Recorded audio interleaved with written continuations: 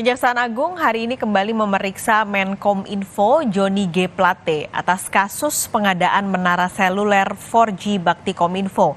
Kapus Penkum Kejagung, Ketut Sumedana menyampaikan pemanggilan dilakukan karena Kejagung sudah mengevaluasi hasil pemeriksaan oleh Badan Pemeriksa Keuangan. Pemeriksaan terkait Bapak Kemoinfo ya. Hari ini ya, beliau sudah datang menepati panggilan dari teman-teman penyidik ya. Ini merupakan panggilan yang ketiga ya. Dan sudah kita tetapkan 5 tersangka sebelumnya ya. Kenapa dilakukan pemanggilan? Karena kami sudah melakukan klarifikasi, evaluasi terhadap hasil pemeriksaan daripada BPK yang kerugiannya sangat fantastik, sekitar 8 triliun lebih ya. Jadi ini perlu kami klarifikasi terhadap saksi dan para pelaku, termasuk para tersangka yang sudah kami tetapkan. Seperti itu. Kapasitasnya hari ini baru sebagai saksi.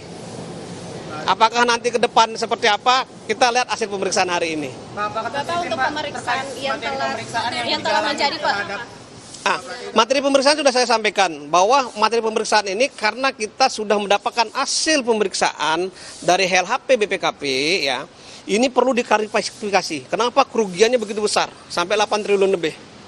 Jadi ini perlu ya karena ada dari perencanaan, dari pelaksanaan, dari evaluasi dan beberapa dianggap sebagai kegiatan yang fiktif. Ini harus kita lakukan pemeriksaan klarifikasi terhadap orang-orang yang terkait dalam perkara ini. Bapak untuk 5 tersangka ini kapan disidangkan Pak? 5 tersangka ini kapan disidangkan Pak? Saya jawab, yang 5 tersangka masih dalam proses penyidikan. Dalam waktu dekat kita sudah mulai tahap 2 ya. Sudah mulai tahap 2 ya. Aduh adiknya juga nanti akan kita klarifikasi semua. Hari ini Pak? Hari ini ada kita melakukan pemanggilan, tetapi kita tidak mau merilis, belum mau kita rilis karena yang bersangkutan belum datang. Biasanya jam 2 kita udah rilis. Kita yakinkan bahwa yang bersangkutan sudah datang baru kita rilis. Oke, berarti ada kemungkinan hari ini juga dipanggil. Ada beberapa yang kita panggil. Panggilannya dilayangkan belum Pak buat Gregorius? Iya. Kalau untuk adiknya saya belum ini ya, makanya saya mau konfirmasi dulu sama teman-teman penyidik ya. Pemeriksaan 2 bulan yang lalu kan terkait dugaan kelalaian yang dilakukan menteri terkait kerugian negara Ya semua pasti kita klarifikasi. Mengenai ada aliran dana apa sebagainya, kita klarifikasi hari ini. Pencairan 2 bulan lalu kan disebutkan bahwa ada dugaan manipulasi yang dilakukan terkait proyek Bakti Kominfo ini. Nah, apakah dugaan manipulasi itu juga akan didalami pada pemeriksaan? Semua informasi yang diperoleh dari semua hasil penyidikan, termasuk teman-teman dari media dan masyarakat, kita klarifikasi hari ini. Bapak, apakah dari pemeriksaan lain selain dengan tersangka-tersangka ini dan juga saksi-saksi, apakah ada pemeriksaan di luar dari ini? Karena disebutkan bahwa ada tokoh politik yang terlibat seperti itu Pak, bagaimana Pak? Saya belum lihat sampai ke arah sana ya. Yang kita lihat sekarang fokuskan adalah pemeriksaan pada hari ini.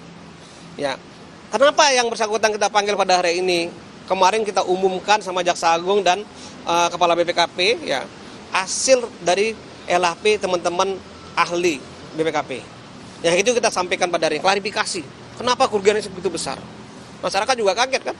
Yang awalnya disebut 1 triliun sekarang menjadi 8 triliun, bahkan lebih. Nah ini yang perlu kita gali semuanya. Berarti soal anggaran ya Pak, soal Bagaimana hasil pemeriksaannya nanti kita kompres setelah dilakukan pemeriksaan. Seperti apa nanti statusnya nanti kita kompres setelah hasil pemeriksaan. Artinya status hukum Nanti ya. Ya biasanya kan jam 4 baru selesai. Ya kalau mungkin lebih cepat lebih bagus. Ya kalau lebih lama lagi juga lebih bagus bagi teman-teman pers ya. Sabar semuanya ya. Oke ya. Pak, berarti kalau dari pemeriksaan sebelumnya Pak Joni Plate ini mengetahui bahwa memang ada penyalahgunaan dana ini? Saya tidak mau menjawab iya. Tapi yang jelas hari ini kita periksa karena ada hasil pemeriksaan BPKP yang begitu signifikan kerugiannya. Sampai 8 triliun dari proyek yang cuma 10 triliun. Bisa disimpulkan semua ya, teman-teman bisa menyimpulkan. dalami juga ya Pak soal pencairan anggaran yang 100% itu Pak. ada kemungkinan tersangka. Pasti kami dalami semua. Ada kemungkinan penambahan tersangka. Kemungkinan itu pasti ya. Pasti ada kemungkinan ya. Ya udah ya. Oke ya. Hah? Tunggu aja ini hasil pemeriksaan hari ini ya. Hari ini kita tunggu ya hasil pemeriksaannya. Tapi udah datang kan Pak? Sudah datang. Joni G. Plate gimana Pak keadaannya saat ini nggak Pak? lihat, hah? Sehat nggak Pak? Joni G. Plate keadaan saat ini sehat? Ya belum datang pasti kan saya sehat ya. Kondisinya? Kalau belum datang kan pasti sehat. Oh iya Pak, datangnya bawa berkas-berkas apa gitu atau? Sama siapa Pak dia datangnya Pak? Biasanya orang datang ya disertai dimintain berkas atau berkasnya sudah ada, apalagi kita sudah melakukan penggeledahan beberapa tempat ya. Bahkan hari ini juga dijadwalkan dilakukan penggeledahan. Di mana Pak? Di mana penggeledahannya? Ya. Di mana Pak? Nanti saya sampaikan. Nanti setelah konferensi pers kita sampaikan semua. Johnny G. Plate. Ya kalau disampaikan hari ini nanti semua pada hilang-hilangnya gimana? Johnny G. Plate datanya sama Ya udah gitu aja ya, makasih ya. Itu tadi pernyataan dari Kapus Penkum Kejagung yang menyampaikan update soal pemanggilan Johnny G. Plate, Menkominfo pada hari ini di Kejaksaan Agung. Kita kembali berbincang dengan Koordinator Maki Boyamin Saiman pagi ini. Pak Bang Boyamin, ini tadi pertanyaan yang mau saya ajukan sebelum jeda adalah soal RUU perampasan aset yang saat ini masih digodok, yang tentu erat kaitannya dengan korupsi yang mungkin bisa dibilang harapannya bisa bikin kapok nih para koruptor-koruptor yang mau mengambil uang rakyat ini. Tapi kira-kira menurut Bang Boyamin, RUU ini bakal gol atau enggak sih? Ya, sebelum ke situ Pak Skalis, kalau saya boleh menganalisa dari rilisnya Pak Ketut Sumedana Kapus Penkum tadi, berarti mari kita berdebat-debat. Nanti sore ada penambahan tersangka baru dan itu pasti membuat heboh dan mengagetkan. Clue saya gitu aja, Pak Membuat heboh, yang artinya tadi baru satu nama yang disebut Pak Ketut. Apakah itu artinya nama yang disebut Pak Ketut tadi yang sudah hadir jam 9 pagi di Kejaksaan Agung? Ya, clue saya mari kita tunggu dengan berdebar-debar gitu aja, Mas Galis. Oke, yang berdebar nih masyarakat atau siapa, Bang Boyamin? Ya, kita semua, masyarakat dan juga yang calon tersangkanya kan pasti begitu kan. Kita pun kan boleh berdebar-debar kan, artinya inilah kita memang, terus terang aja saya kadang-kadang agak lebih sedikit memuji Kejaksaan Agung sejak periode ini, sejak Jiwasraya, Asabri, terus minyak goreng langka mahal, terus kebun sawit, terus ya sekarang ini gitu, nampak kemudian memenuhi harapan masyarakat dan terbukti hasil survei indikator politik Kejaksaan Agung lembaga yang paling dipercaya saat ini karena memang prestasi-prestasinya. Dan kalau ini nanti digenapi bahwa ada penambahan tersangka yang menghebohkan, ya prestasi itu semakin mempesona. Dan itulah saya dalam tanda kutip mengawal dari luar pagar. Kalau mereka mangkrak saya gugat pra peradilan, tapi kalau mereka bekerja serius dan hasilnya menggembirakan seperti ini, saya juga ngomong memberikan apresiasi, mempesona gitu. Jadi ini saya pernah diundang oleh indikator politik untuk membahas hasil survei mereka, dan itu beberapa hal memang masyarakat percaya, terutama yang kemarin membuat lompatan paling besar itu adalah terkait dengan penanganan perkara minyak goreng mahal dan langka, dan itu lompatan itu, dan itu kemudian Kejaksaan Agung bukan hanya persoalan yang di proses itu kerugian besar dan yang bisa dirampas besar, tapi kemudian meloncat lebih jauh tentang kerugian perekonomian negara. Dan ini belum pernah ada ceritanya, KPK aja belum pernah nyentuh tentang kerugian perekonomian negara. Jadi ini Kejaksaan Agung sudah menuju ke sana. Bagi mereka nampaknya kalau cuman korupsi kecil-kecilan nggak ada gunanya, korupsinya harus besar, yang dirampas juga besar. Bukan hanya kalau korupsi besar tapi yang dirampas kecil, mereka nampaknya juga merasa nggak nendang. Terus berikutnya adalah merumuskan kerugian perekonomian negara. Nah, ini nanti akan nyambung dengan apa yang kamu tanyakan tentang undang-undang perampasan aset. Ya. Kenapa? Nanti bisa merampas kebunnya, tambang batu baranya, atau tambang-tambang yang lain, atau usaha-usaha yang lain, bahwa itu didapatkan ketika dari hasil korupsi, misalnya kong kali izin aja hasil dari kong kali kong nyuap misalnya, ya bisa dirampas tambangnya misalnya begitu. Jadi ini nanti proses-proses mungkin aja akan lebih menakutkan bagi koruptor. Karena apa? Apa yang dia rintis bekerja, seperti Surya Darmadi itu kan dia nggak sampai ngomong 29 keturunan nggak akan dia hidup 29 kali belum tentu bisa melunasi kerugiannya itu dari rumusan itu. Nah, ini kan kemudian Kejaksaan Agung mampu memberikan bahan untuk disahkannya undang-undang perampasan aset, tinggal seperti memformalkan aja. Dan inilah nanti orang korupsi akan lebih takut, karena apa? Dia betul-betul akan dimiskinkan sampai anak cucunya dimiskinkan. Karena kalau penjara nampaknya sudah tidak membuat jerah, apalagi di Sukamiskin atau di penjara-penjara yang lain, nampaknya napi koruptor itu malah mendapat istimewa karena ya memang masih punya duit, gitu. Punya pengaruh, punya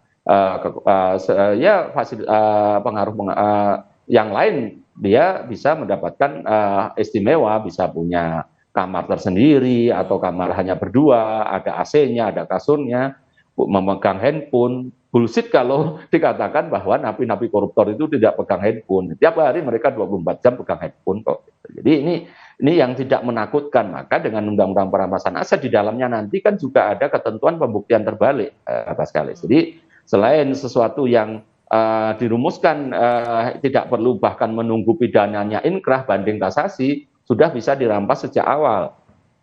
Terus nanti kalau putusan bebas baru dikembalikan misalnya. Dan juga di dalamnya yang paling menakutkan adalah terkait dengan itu tadi pembuktian terbalik. Sepanjang Anda tidak mampu membuktikan ini dari asal yang halal, misalnya dari warisan atau usaha yang benar, ya dirampas itu nanti.